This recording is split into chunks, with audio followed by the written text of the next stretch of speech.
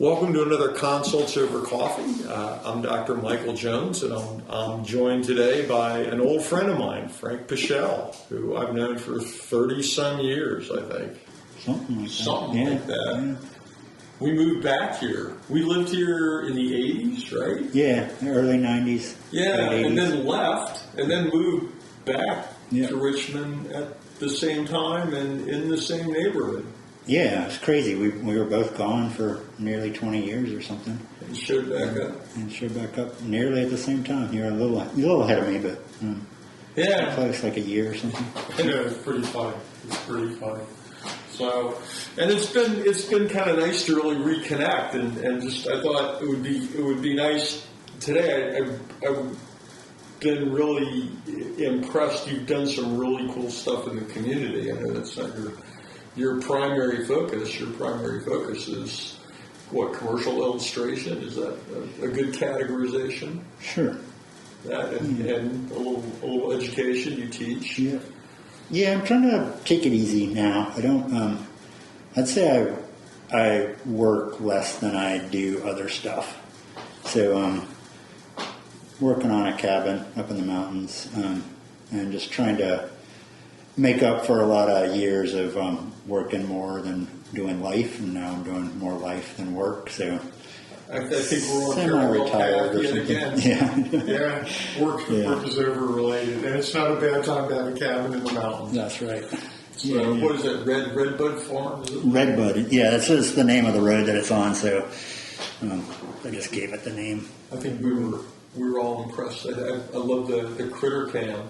Yeah, we've got some great wildlife. I was surprised at all the variety of things that are here in Central Virginia. Yeah, it's pretty amazing. I have I think we have some mutual friends, and I know one of them who just lives up just outside of Ashland, who posts these great photographs of birds that he just sees out when he's out walking around the woods all the time. He's just incredible photography, Right. which just strikes me as... Is that Dale? George. Oh, okay. Yeah, and just it strikes me that kind of thing. Social media has become so weaponized, I think, in many ways that that when people are posting photographs of, hey, look, here are cardinals in my backyard, or look, I saw this hawk today. That kind of thing really is at least for me, and I think for a lot of people I talk to, there's so much value in that. It's just kind of like, you know what, social media should make my day better. Right. It shouldn't make me angrier or manipulate me. And so, I know you had done some stuff in the last couple of months that I think just really were recognized by a lot of folks in the community here, and certainly in Richmond as a whole. It just is very positive things. I mean, you had done the illustration and worked on the book Quarantine Cat. Yeah. So me and my ex had separated at the beginning of 2020, and she discovered this contest that Emory University was putting on for children's media to explain the pandemic. So we applied to that and didn't win it, but we had this book already made, and somebody had seen it online and asked if they could publish it. So it was already basically done, and then a publisher approached us, and so we put it out there. So it was a good experience. I had always wanted to write children's books in a particular way. There's this English series from the 50s called Rupert. It's about a bear, and their rhyme scheme, like little couplets, everything that happens, and they're just panels. So it's kind of the format's based on that. So. Yeah, no, I think you could. Was were you able to download it for free at one point? Yeah, it was in the book. Yeah. Because I downloaded a copy of it, and I thought it was very looking. I don't know, I'm not a kid anymore, but looking at it, I thought there was a lot of really cool information presented in a very like warm, non-threatening way. Yeah. It wasn't scary at all. Yes, Sarah is in public health, so she sort of made out the bullet points of like what these are the things we need to cover. And then I sometimes write, and so I decided we should put it into a narrative, and it should be about a character, and then it just went from there. It's like we got to hit these 10 points and just make up some rhyming scheme to hit them, and then it was done. Well, and it seemed like it was very, very well received. I mean, it was interesting. Kids really liked drawing the characters. Like we got a lot of, I have a lot in my house, drawings that kids made of Quarantine Cat doing his thing. So it was sort of an interesting like feedback. And yeah, I've seen one of my friends locally here, his daughter I think is 7 or something, maybe 6, and she's drawing these characters and he's posting them on Facebook, like you were saying about social media, and it looks like Quarantine Cat, and I'm just like, Todd, is she channeling? And he's like, yeah, I think so. Like, that's pretty cool though. Yeah, that's really cool. Yeah, that's how sales for the book do? It wasn't as big as we thought it would be. It's under 1,000 total. It's kind of a niche thing, I think. Yeah, a lot of people were trying to do it too, I think, at that particular moment. Like if you look for books about the quarantine on Amazon, there's like 10,000 of them. So, really? Yeah, it's like people kind of saw this as a thing. But a marketing opportunity. Yeah, Some, like a lot of people were doing it with their kids, which I think was really awesome. It's like developing a story with their kids and getting it published. So it seemed cool. Yeah, I think that was a really good thing, and I just think, especially in the middle of all of this, certainly there weren't a lot of role models. There wasn't a lot of good behavior models. There wasn't a lot of leadership. In fact, it was divisive and politicized and stirred up, and so to kind of see something where somebody was like, "Nah, you know what? We're just doing one thing here," and it was. I thought it was just really well done, and the timing was perfect. And it was. That's flattering. Thanks for saying that. It was. It just seemed like a natural thing to do. It just flowed. Like, I mean, I get a lot of good things that happen. They just flow out. It's almost like you're just a channel or something. Not that you're trying to do something big. It's just like if it's right, it just happens. That's how it felt. Like it. That's funny. I remember watching an interview years ago. I think it was somebody from 60 Minutes interviewing Bob Dylan. This was probably 20 years ago, and asking him like how long it took him to write.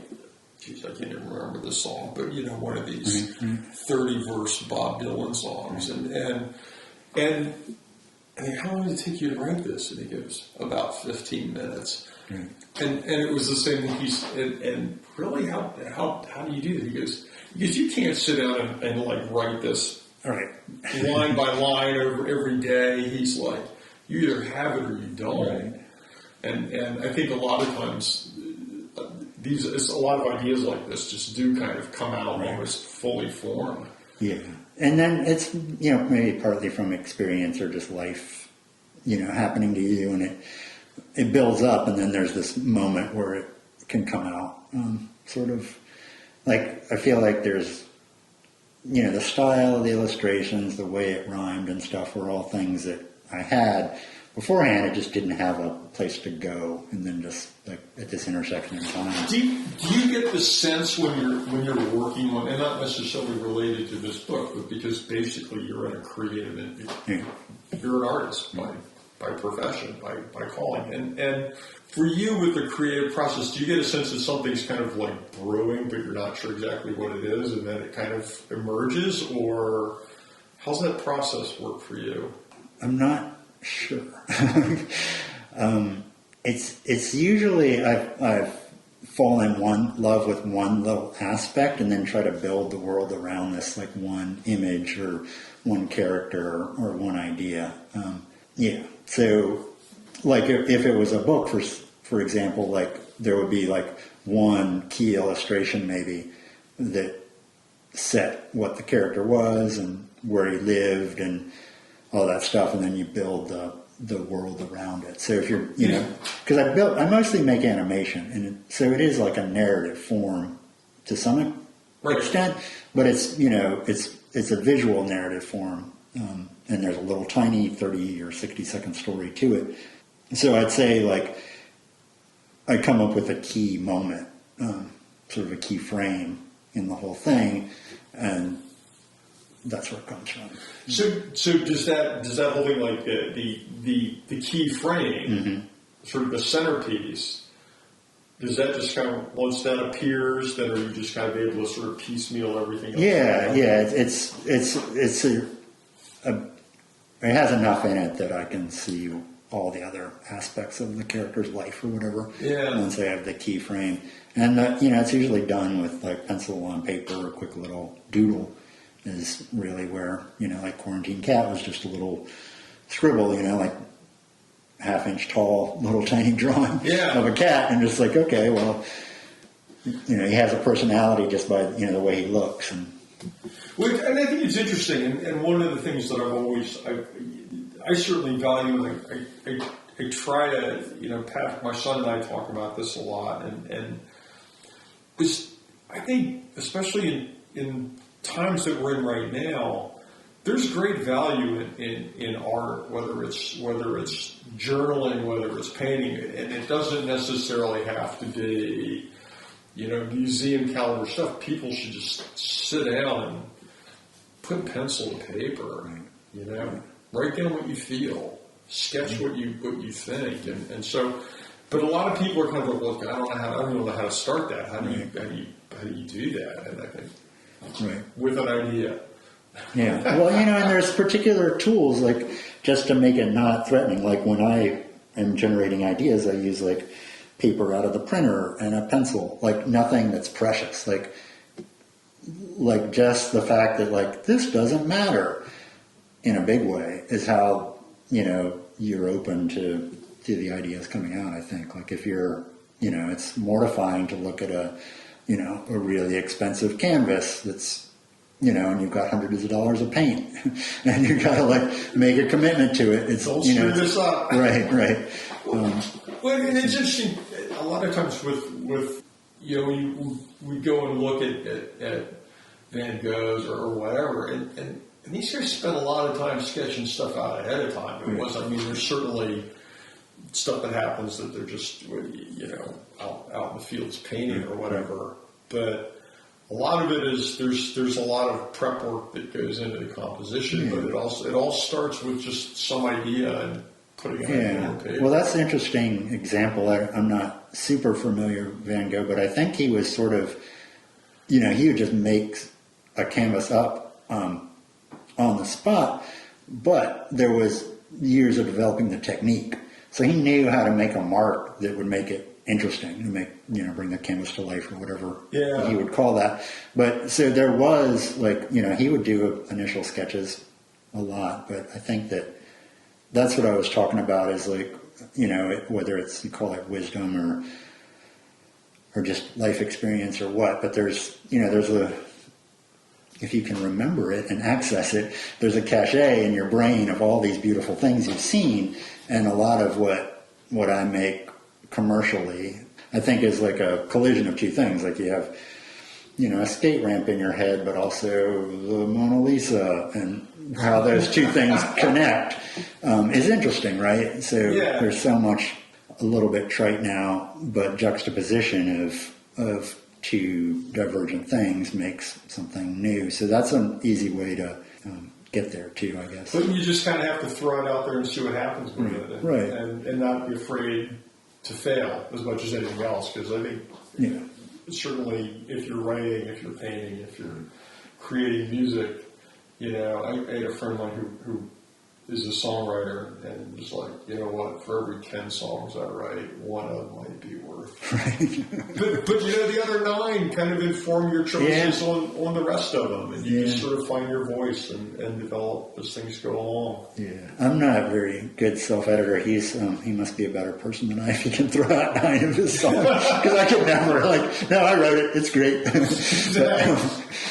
But it's sort of like there's the necessity of believing in yourself, and this is something I used to think about bike racing, that is you've just got to have this ridiculous belief in yourself to throw yourself into a breakaway, or just the whole act of, I mean, a bike race is a pretty dangerous thing to be in, and the amount of effort it takes and the investment of time and money, you have to have a pretty big belief that you'll do well, or it'll be rewarding in some way, to go to all that effort. And that's, I think, like, the creative things are like that too. Like, there's a lot of self-belief. Like, you know, to win a crit, for example, you have to, like, I think you have to think you're the best person there, not only be good, but also, like, yes, I can beat these other bike racers. And I, you know, art isn't a competition, but there's also this, like, yes, I'm going to do this, and I'm going to succeed at doing it, whatever that success is. Right. You know, even if it's not, like, you know, getting in a museum, but, like, successfully expressing my idea or whatever. But I think it's interesting because I'm kind of thinking a lot lately about, you know, the idea that you can sit and write stories or write music or paint or do whatever. And on one hand, we're always taught that, like, well, you know, really it's all about the process and it's all about the doing. Mm-hmm. But there's also, you know, if you're an artist, you're putting it out there. Yeah. And so, you know, if you put it out there and it's crickets, you know, after a while you're kind of like, yeah, do I just suck? Should I find it? You know, should I see if Midas is hiring or Pep Boys needs some help, or, you know, and so that part, I think that part, that's tough, because, you know, I always listen, like Kurt Vonnegut. It was always like, you know what, everybody should practice an art, no matter how good or how bad. Just do it because it's good for your soul. Right. Well, you know what? Your soul can take a beating too if you put stuff out there. People are like, "What the hell?" And, you know, so it's a strange balance, because there is an investment of yourself in those things, and it's nice to be rewarded. You're right; it is in the same sense that, like, a bike race is. You know what? Bike races are interesting just in the sense that, you know, it's not like, well, I think I'm going to go run a 5K. And at the end of it, I'll get a medal and something to eat. Right. You know, it's like in a bike race, you get spit out of that thing. It's like you were never there. Yeah. You know, and there's no worse feeling in the world than getting spit out of. Yeah, like, you're not good enough to be here. Yeah. That's a hard pill to swallow. And that's a steep curve. Most people will experience that and not come back. But it's a good lesson, because even for people who are good at it, I was always amazed, guys who were, you know, professional cyclists, professional athletes, like, those guys get spit out of breaks. Yeah. They get dropped. You know, it's like, you know what, and I think you get to a point where you just realize that, you know what, some days it's just not your day. Right. And don't read more into that than needs to be read into it. But that also comes from, there's a confidence in a body of experience that, you know what, I'm tired, I'm getting over cold. Right. You know, it's just... Line up the excuses. Yeah, well, but it's just kind of like today, it's just not going to happen today. And it's just, you know, it's the same thing with, I wrote 10 songs, and 9 of them I just looked at and went, we'll just keep these in the drawer for now, and maybe something will happen later. But it's you know, if you put those things out there, it's the same thing. If you create the stuff and you put it out there, and then, you know, you don't expect everything to be a showstopper, but it's, you know, when nothing even gets a little like, nice job, it gets a little frustrating and a little daunting. And so I think it's But you can also still do it for yourself. Yeah. You know, which I think there's value in that, and there's particularly value in that in times like this where people are just so stressed out, and there are a lot of unpleasant emotions floating around and a lot of anxiety. And just even journaling for that is I think a really powerful tool. So I would say to people, like, sit down and write about what you're thinking about, write about what you know, and there's value in that. And I think there's value in the sense that it can bring people back together as well. I think, and that's something that we need right now. And I was really, which sort of gets back to the other thing, was I was amazed when you started selling Christmas trees. Right. What was Yeah, so the Charlie Brown Christmas tree? So I spend a lot of time in the woods by myself on my place, and I think about everything that I can, and I would see these trees around, and it's like, what do I do with this tree farm? Just like, what do I do? Like, do I build more cabins? Do I clear more land, try to grow crops? Is it truly a tree farm? Yeah, it's growing trees that we made into pulp, which gets made into paper. So trees were planted there, loblolly pines. It's like the first or second most common tree in America because it's a crop tree that gets planted, but fast growing.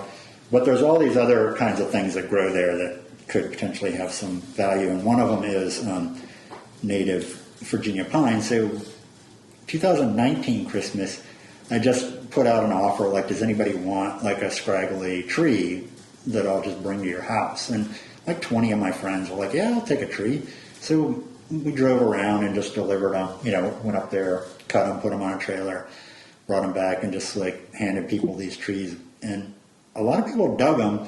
And I had this sense that, like, stylistically, like, for lack of a better term, like, hipsters would be into like a Charlie Brown style Christmas tree, just because it's like, it's not corporate and it's natural and artisanal, and it's local. Just like, it hit all these like points. And I like the idea of giving them away because they were given to me for free, and it didn't seem, it just wasn't a business I wanted to be in. It was just like, well, I'll just do something with these trees. So I really wanted to give them away, but then I thought, well, why don't I see if people will donate some money to have a tree? So that's what happened. I found a spot. Our mutual friend Matt hooked me up with a lot, and they didn't charge me anything, like a Christmas tree lot in the neighborhood. Yeah. So I cut 90 trees, I think, the first weekend, like on a Friday afternoon, and brought them down and opened up on a Saturday and sold out basically that first weekend. And it was crazy. And it was just social media advertising and just being on the street. But I think most people saw it, and I think most people came because I had found a local charitable thing to donate to. Yeah, who are you? So that's the Anna Julia Cooper School, and they're just north of where we are now in North Churchill in Richmond. And they do it's a private school, but it's tuition free. Everybody is got a scholarship basically, and it's 4th through 8th grade or something like that. It's like a really formative time, and it's like just people from the neighborhood. It's religious and it's an Episcopal school. But I think it really sets kids on the right direction. And what really sold me on them is that they follow the kids into high school, continuing to give them guidance counseling.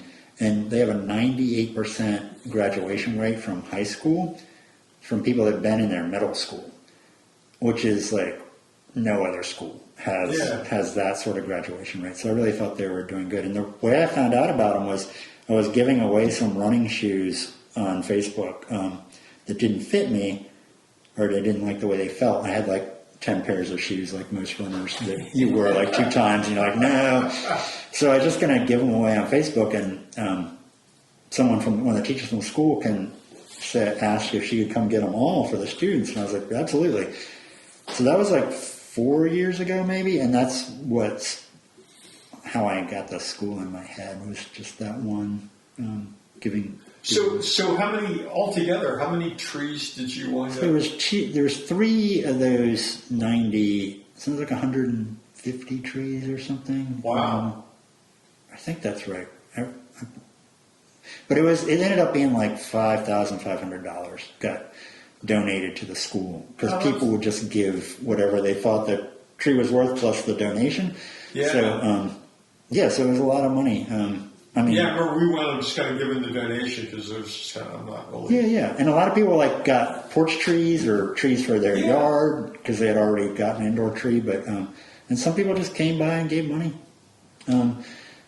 And some people came and got a tree because I think they couldn't afford a tree from Lowe's or the supermarket where they're $40 and $50 now, and some people paid $3 for a tree. Well, and I got to tell you, I think kind of the whole vibe of the Charlie Brown Christmas tree was just, I don't know, there was something that was just, I don't know, I think uncomplicated, soothing, hearkening back to a childhood where we weren't just overwhelmed with a lot of crap that we're overwhelmed with now. And so it was like, it was the right pitch, the right marketing strategy at the right time. Yeah, that's how I felt about it. It's like I just knew in my advertiser brain, like this is like hits just all these notes in a really good way.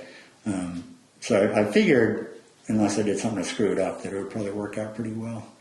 Yeah, no, it did, and I was amazed. I mean, I was just amazed that, and there was music. Yeah. So I know a woman from the dog park who plays harp, and she offered to come and play the Charlie Brown theme. So the harpist, fortunately, we had really good weather all the 3 weekends we were out, but she just dragged her harp out on the street and was playing the Charlie Brown Christmas theme and other music while people were buying trees. And then my friend Doug called the local paper to tell them about it, and that's when it really blew up because the local newspaper came down and did an article, and then the day after the article came out, like I sold out within a couple hours of just everything. It got a lot of good press. Yeah. I mean, and deservedly so. I mean, frankly, Christmas also just gets commercialized and it just becomes this ridiculous capitalist opportunity for a lot of people, and to kind of harken back to like simple, uncomplicated, unfettered, do good for other people. And the vibe up there when we were selling them, when we stopped by, I think Doug was out on the street playing. Right. At one point, his ukulele or whatever. Yeah, I mean, people are kind of wandering around and hanging out, and I think other friends came by, and it was as much a social event, as it was a commercial enterprise, and all for a good cause. And I thought, man, this is just there's absolutely everything about this is just spot on and at just the right time. It fell into place, like just having the trees, having the lot. It getting publicity, just everything fell into place really nicely. Yeah. Do you have anything else planned, or are these all just kind of spur of the moment? Yeah, they're just whatever comes across. But I'll probably do the trees again next year, and even do a location in Southside at Outpost in their parking lot. Oh, that'd be cool. So, yeah, good space. Couple spots, expand the operation a little bit. So. No, that's all a really cool thing. Yeah. So. Well, I really appreciate you, stopping by and sharing this stuff, because I think, this is good stuff for people to hear right now. Take the time to do good things for other people. The thing about the trees too, and the book a little bit, was that it was self-contained. Like there was no other. Like for me, it was really good, and maybe for other people this would be really good. But there was no exterior forces. Like I harvested the trees from my place and sold them in the way that I wanted to sell them. Right. And for my mentality, if you can find projects like that, it made it so much easier because I wasn't considering other people's motives or goals and stuff like that. So. Fewer links in the chain. Yeah. Absolutely. Yeah. Absolutely. Well, thanks again. Yeah. And hopefully we can do this again in the future. Okay, cool. All right. Thank you. Well, that's another Thanks for having me. consults over coffee. We'll be back next week.